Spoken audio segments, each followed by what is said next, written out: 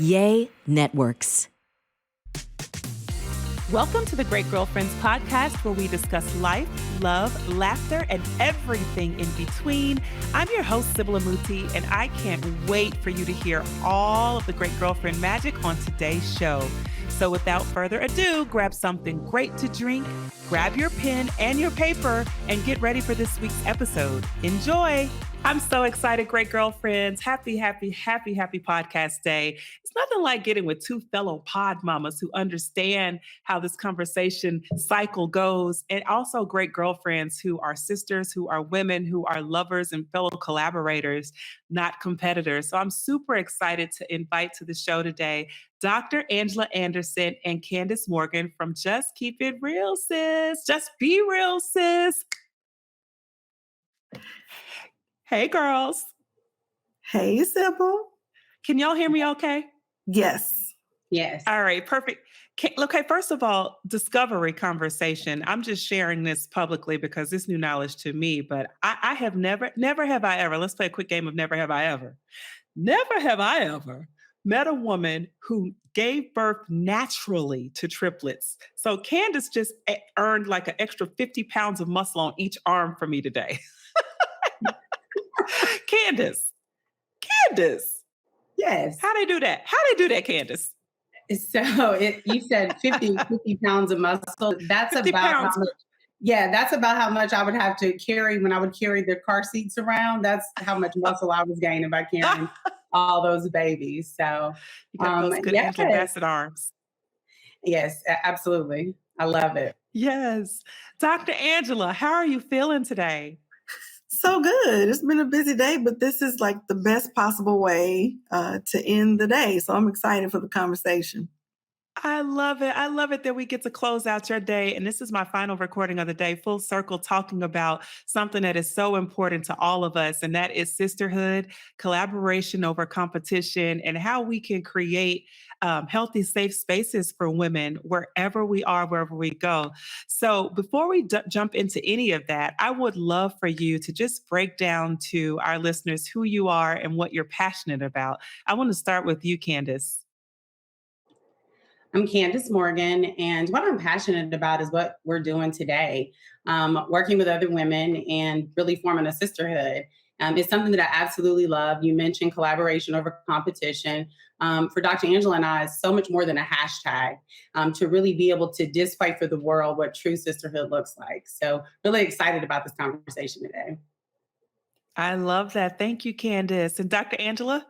So I really get the greatest joy ever because I'm Dr. Angela Anderson, and I get a chance to have conversations with women like you. And then, of course, more often with my sis, we call each other sis, Candace, because we don't subscribe to the notion that we can't peacefully coexist and shine at the same time. And so we really make it a point to demonstrate that, but also encouraging in other women. So important. And I want to say and shout out the over 200 hours that you devoted to spreading that, that power and that impact during the pandemic through all the things that you were personally going through. You managed to create and curate that space during the pandemic. And I also want to jump into how the two of you got together. I don't know who made the call first and said, hey girl, what you doing? I know you got triplets or and an elder child. Hey, girl, I know you're busy running a practice and writing a book and working as an organizational expert. Let's add something else. Oh, and you're also both wives. Okay, let's add something else to the plate and let's create a podcast. Who made the call and what was the thought process behind it? So since you want to start, this is a funny story. Okay. So what happened was Google sent out a request for women of color to podcast. And we were not in that space. And this has been, now we're in season 4. So this has been a good while ago. And we got together and we said, hey, we really should look into doing this because we have great conversations all the time with our great girlfriends. Why not take it to the world? And so we sat down and we really broke it down to see why this was important for us. And the first was representation. We wanted more people to look like us that podcast. And that's what we decided to do. We said we need to represent our sisters, but also we both have daughters. And it was super important that they're able to hear our voices for years to come. So why not record it? And then the last one was I feel like as women, we operate in silos of greatness. That's what I've kind of coined it as. So you'll have this woman doing this great thing over here and this woman doing this great thing, but we rarely talk to each other. So why not, form collaboration?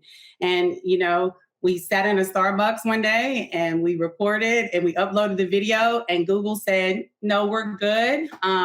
We're going to go in a different direction, but we decided, you know what, to your point, Sybil, we'll just add one more thing to our plate and we'll just do it. And we haven't looked back. I love it. I love it. I love it. Okay. So what have you found as the most challenging thing about, having this show and even working together? And then what have you found as the most beneficial? Angela, what about you? Yes, so I'll start with the benefits. Is that we get to work together. So a lot of what you hear is just who we are.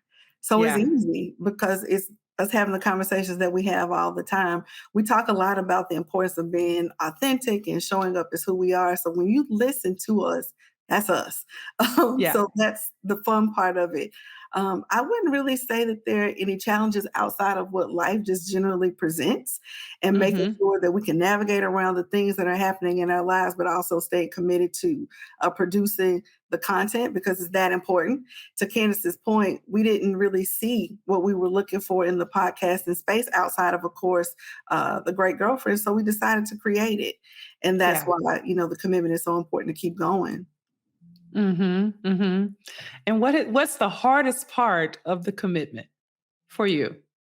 The commitment itself. It's just what I said, right?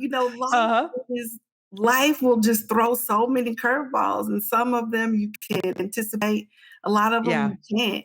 And so because we are committed to making sure that we get this message out there, it will require that sometimes we will record at the end of a work day or when we have other things going on with our children or meeting on a Saturday, but we just made the collective decision that we were going to do this. And so we just made it happen. I mean, there's nothing really hard for somebody who's had 3 babies in one day. So, I mean, That's what she told me earlier. She was like, I've had 3 babies in one day. I can do whatever I put my mind to. Everything else pales in comparison. That's my go-to. That is definitely my go-to. What I really love and appreciate is so many times, I find that people talk themselves out of things that they want to see. It's very easy for us to disqualify. There's so many reasons why it can't, or I won't, or if some people even default to, it's so hard to work with women, collaboration is complex, or there's already voices out there doing this thing, or, I don't have the time. But what I hear you both saying is that you committed and talked to yourself. Commitment is continually talking yourself into the success that you want to see from something that you're passionate about, right? Absolutely. And, we've had so many conversations around this very topic, Sybil. And one of the things that we came up with was, it's really 3. It was acceptance, authenticity, and alignment.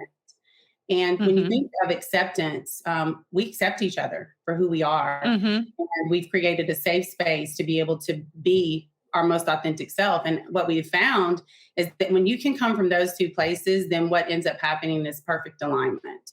And that's what we hear, that's what our listeners hear. So I would add one more to the list, sis. Okay. And that would be respect, right? Oh, that's big. I can appreciate my own voice and respect the voices of other women, particularly Candace's, at the same time.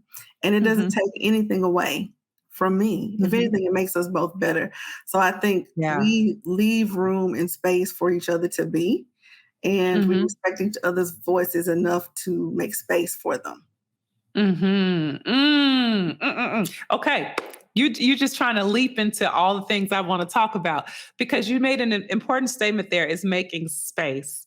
And I think that when you do, as a community builder and a content creator, when you do bring certain topics to the forefront, you're not only making space, but you're saving space and sustaining spaces. So we've learned, the 3 of us have learned how to curate and cultivate safe space for conversations. And your podcast, Just Be Real Sis, is about that. It's about making space and then sustaining space where conversations can be had that are authentic, that are sort of a bridge point between two varying perspectives, but still a space where conversation can be had. How can women learn how to do that? How can women learn how to make space for other women to come to the table, to be appreciated for diverse opinions, or even if you're resolving conflict, how can you learn to curate a space where it's safe for Sybil to present Sybil, Angela present Angela, Candace present Candace, excuse me, present Candace, and we all be seen and heard? I think you need to leave your ego at the door. Really, check your insecurities. Don't show up. We're all on a search for wholeness. Understanding that we Yeah. all have a struggle, and back to the acceptance of one another. I have a saying that validation is for parking, and you have so many people that they're on Yes. this race to stay relevant and be validated by the outside world. But the reality is, do you want to inspire, or do you want to impress? And so we're on this journey of trying to inspire others. And the only way that we can do that is by showing up perfectly imperfect, and understanding that in that space that we've created, that your voice, to Sis's point, it matters. And that's one thing, she has worked on so many different things, and we're different too, by the way. We're very diverse. We bring, our differences. If you listen to our podcast, you'll hear us say, well, wait a minute, let's talk about that. Let's unpack it. But, she'll do a hug campaign in the city. And that's super important because, again, she wants people to know I see you, and I will show up and support her. So it's countless things. I don't think it's one thing, but that's just some of them. I think if you can just align around the common goal, right? We can have differences, but if we can align on the outcome, whether we have different opinions or not, at the end of the conversation, we want to be better than we came into it. We want to leave each other's dignity intact. We want to leave the space open for everyone to share how they feel, because to Sis's point, we say all the time, the goal is for people to feel seen, heard, valued, and loved. If you can align on those four things, you know that it may not necessarily be those conversations where you see eye to eye, but nobody feels attacked or left out or unheard. So I think that's super important. So what do you think, from your experience, the 200 hours of coaching on Instagram in the middle of a pandemic, where a lot of the things that you mentioned about curating or making space, people felt they had lost in their life at a certain point. What were some of the observations that you feel like were lacking in dialogue between people, or were lacking in in the ways we show up in our own spaces? Wow. So I learned so much through that experience, and I got so much feedback that I really didn't anticipate I would receive. And Sis was on a lot of those calls with me. It really came from this space of, okay, we want to make it a point to encourage people, but we were all at home. So how could we do this, right? How could we continue to inspire, encourage, and all the things we want to do? And it was Instagram. And so it really started with a lot of fear of doing it. And they're just saying, no, this is calling you. You've been pushed to do this. You got to do it. And just really pressing the button and starting. And that led to 200 nights. And so the community just really grew and expanded.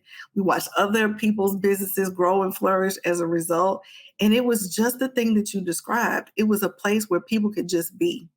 It was that corner of positivity where people know still that they can come and get genuine encouragement. You won't be judged. You'll be listened to. I mean, you can invite other people to the space. And so I think that was really the common thread. People wanted a space where they could just be free to express what was going on in their lives without being judged or criticized or really just kind of put to the side. And so it still continues now. This year. So it was a great learning experience, life-changing for me for sure. So good. When you say the word judgment, I hear that a lot from great girlfriends who feel that when they show up on social media, they're facing a world of criticism or a world of judgment or a world of harsh response that a lot of times keeps us from even wanting to show up, or even people want to start a new brand and they're so afraid of the judgment of the outside world. What advice would you give to a great girlfriend who's trying to figure out, I guess, how to push through that, how to push through the fight against judgment? So let me what back to the 200 hours on all the lives. One of the things that we would always do is, again, we're talking about supporting one another. So you see me, if I'm not on the live with her, I'm in the comments, I'm clapping, I'm cheering, just having fun. It was a party, you know, for so many people that were at home by themselves, right, during the pandemic. But what I would give as far as advice is to you can take yourself serious, but not too serious. You mentioned about my triplets, and one thing that they've done is that they've allowed me to really see life and what I assign value to, right? And it's about joy. And so if you can find that joy and not take yourself too serious and really tap into who you are and make it fun, do it and do it again and do it again. And then you'll find, at least I laugh at myself because there's so many things that I was like, really, Candace? And then you just start to, it becomes now about what you're saying, not so much about the judgment of others, because the reality is, you know, people will have something to say. I mean, I'm a firm believer if someone doesn't have something to say, then maybe, you know, you're not doing enough, maybe. I don't know. But the reality is that there's always going to be those that, you know, we say this all the time, you know, start winning and see who claps. If they don't clap, those might not be your people. That's okay. That's good. We've seen a whole community of people come together. So don't forget to laugh along the way. That's big for me. So the only thing that I think I would add to it, because for sure, consciously choose enjoy every day. Yeah. But a lot of times I think people fall into this trap of feeling like they have to emulate what they see. And maybe that's just not it. You're supposed to do something that's never been seen before. So you're judging yourself against a standard that's not even really comparable to what you're trying to put into the world. Maybe we haven't seen it yet. And it's coming from you. And so I think if you stay true to what you feel divinely called to do, maybe it'll take a shape that's completely different from anything that we've seen. People run from individuality and want to herd, you know, under the most popular umbrella of identity, whomever that may be. And you see that a lot on social media where people are like trying to emulate and trying to adopt, and they find themselves competing. And then when it's time to collaborate, they don't know how because they've practiced competition. They've practiced competing on a regular basis. And, you know, I feel collaboration comes very natural to me because because I'm a sister. I'm the youngest of 3 girls, 5 children, but 3 girls specifically. So a lot of my life has been collaborative, but I also want to be the round of applause for other women. I want to be your round of applause, Angela and Candace. I want to clap it up. I want to see you win, and I want to do my part. How can we as women, you know, not even just teach our girls, but teach other women to be that and be safe doing that, not feel that you're losing? I feel like there's no lack in my applause. I feel like this is part of my strength to clap and applaud, right? But how can we teach that to other women? Model it. She said what she said. She said what she said. She said what she... I was just going to say, do it. Yeah. I mean, just do it. And then I think people will see the benefit of doing that. Like, you are a champion for women, Sybil. We know that. So are we. That's why our paths align. And here's the thing, just as a core belief, I don't feel like anything that's destined for me or for you is going to change based on someone else's opinion or their wins or anything. What's for me is for me. And what is for you is for you. And so the best thing we can do for each other is cheer each other along the journey so we can receive, right? And so I think that's where it comes from for me. I'm excited when people are elevated. Candace is excited. You're excited because it's evidence of what is possible. It is. Okay, but now let me comb and unpack it. Let me unpack it because I like that. Let me unpack this a bit, because you have to go through, maybe you don't, but there are some women who are undoing some really bad habits that they've adapted along the way, and they are subconsciously having to communicate something different So they learn how to collaborate. And so, are they saying to themselves, sis, you're not losing? Are they saying to themselves, sis, there's space for everyone? What are some of those things that they're saying or should say to themselves to open that mental space up, and have the courage? Because I think it does take some women more bravery. That has been how you roll, Angela. That has Yeah. been how you roll, Candace. Well, Like that's just like she said, model it, mic drop, podcast over. It's done. yeah. But I know a lot of great girlfriends who don't even know they're struggling. Yeah. Well, here's They the don't thing. even I know. think a lot of women have just had negative experiences in Yeah. the past. We see that a lot. We hear Yeah. that a lot in the conversations that we have with women. And I know you've probably heard it 1,000 times where women will say, I just don't get along with women, or I don't do women, I don't get along. And that's their experience. And Yeah. so that is where the modeling piece that Sis was talking about is so important. We have to show people something different than what they have seen. And if they haven't, they don't know that it exists. So we have to prove it otherwise. And we're up for the challenge. I mean, think about it. If you've never seen this sort of collaboration in practice, it can be hard to conceptualize. So we just have to keep at it. And we have to keep encouraging and showing them what it looks like and then guiding them along the way. Sis, what were you going to say? No, I was just going to add to that two things. One is what pours from the mouth comes from the heart. And oftentimes women are hurt. And so you really got to get to the root of that hurt and that pain and why they feel that way. Why do they feel that they can't collaborate or show up in a space with another woman?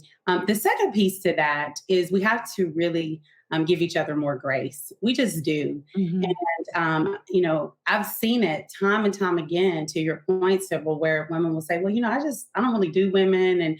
And they'll have one collaboration and say, I can't do it anymore. But then you have, certain men in their life that they've given 100 chances to.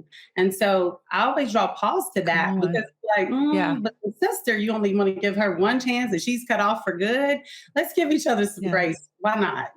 So again, look at their heart. What's their heart posture look like? And then just give each other more grace.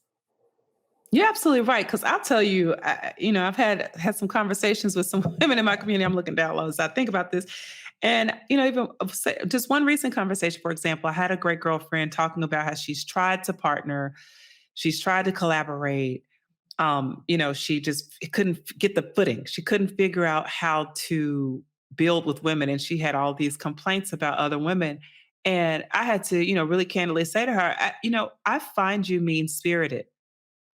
And to be quite honest, to be quite honest, I can understand if people are making early exits from collaboration with you because people have a choice in collaboration.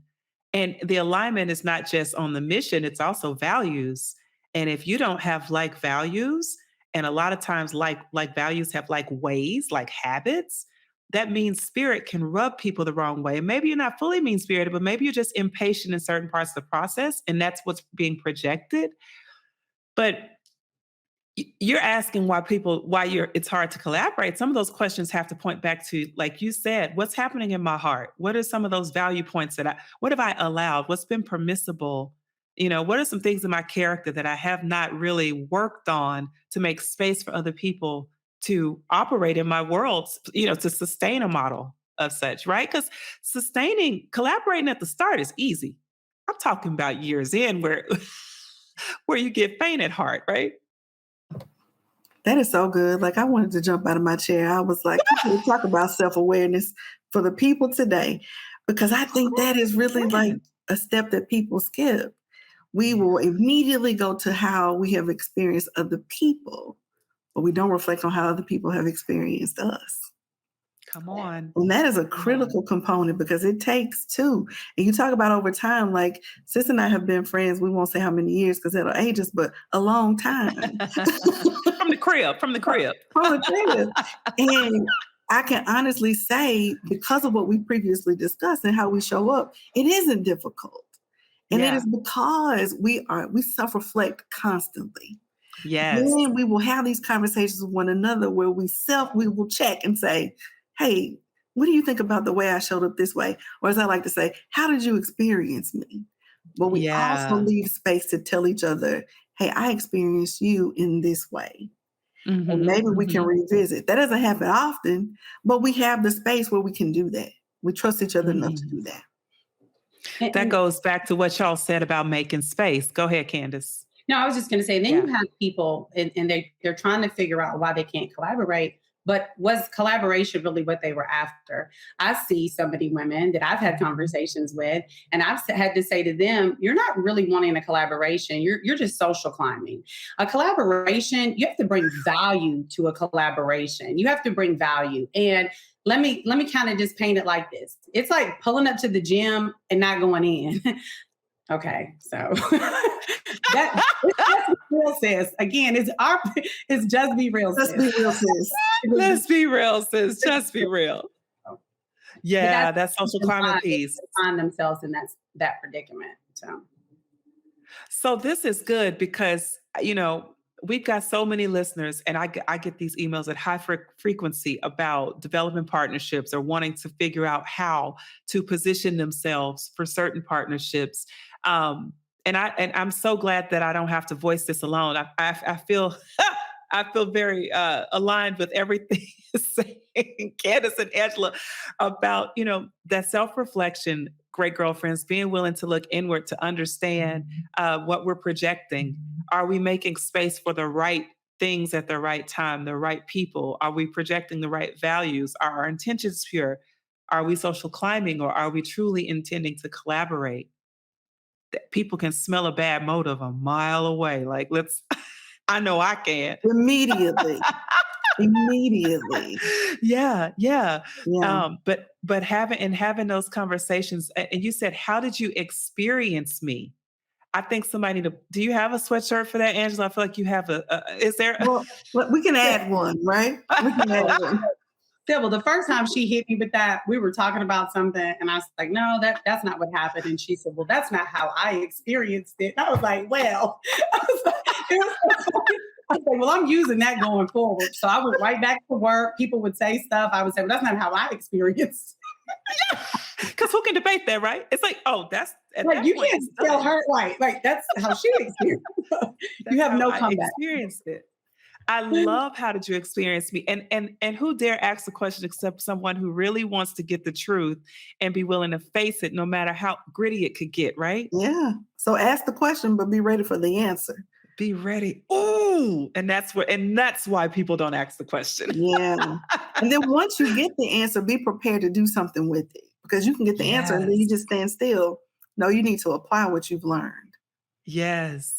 So, okay. So this gets to my one of my last questions, which is when we talk about being real, and we talk about keeping things real, like people tend to ask, dish more than they can take, and they ask a question, but walk away when the answer comes.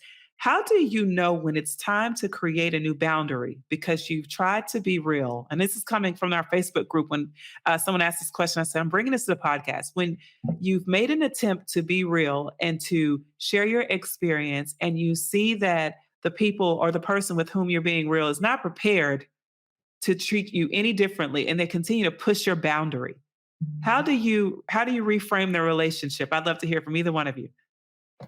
Quickly.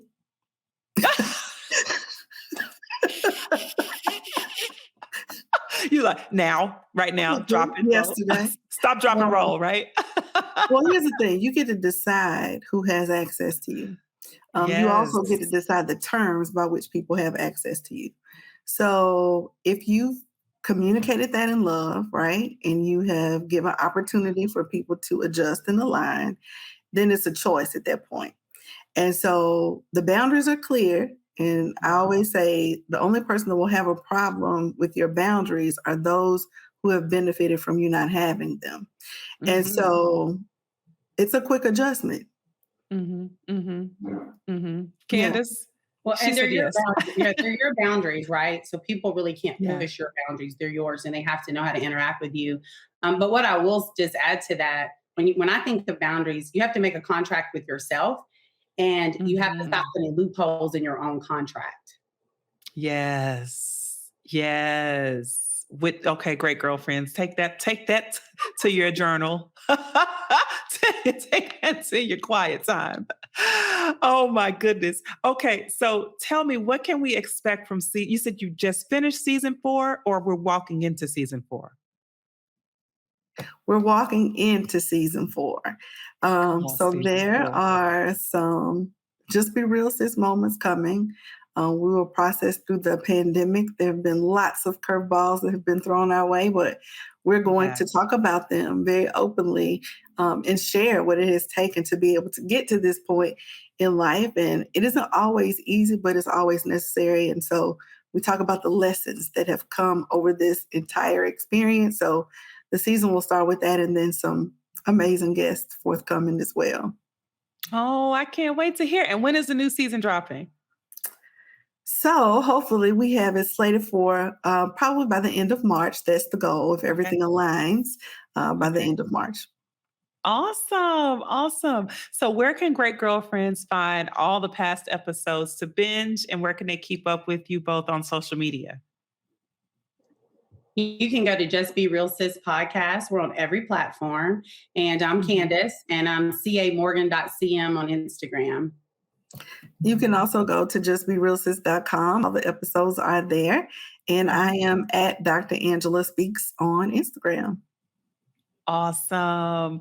Thank you so much, Candace and Dr. Angela, for being with us today. Great girlfriends. I know that you got a lot from those mic dropping moments. Candace, if you haven't watched this video on YouTube, Candace's face as she drops the mic is like, I can only imagine her in the car with her triplets, like, y'all better get out and go to school. And that, like, it's so final. It's so, she has no time for anything else. What she has said is said, and it's done. And everybody say, amen. So thank you so much for being with me today, great girlfriends. I appreciate you too. I'm so glad to have you in the pod space with us. I hope we can continue to collaborate and bring more important conversations to great girlfriends around the world and show people, like you said, model collaboration over competition and make space for other women who are doing the same. Thank you so much. This is so fun. Thank you. Thank you. All right, great girlfriends. Did you enjoy this week's episode of the podcast? If so, would you please give us your amazing review on iTunes? Every single review helps another great girlfriend get plugged into the podcast and the community. Speaking of community, make sure you join our Facebook group at The Great Girlfriends. Follow us on Instagram at The Great Girlfriends and on Twitter at @the_great GFS. I'm Sybil Amuti, and I'm out. Peace.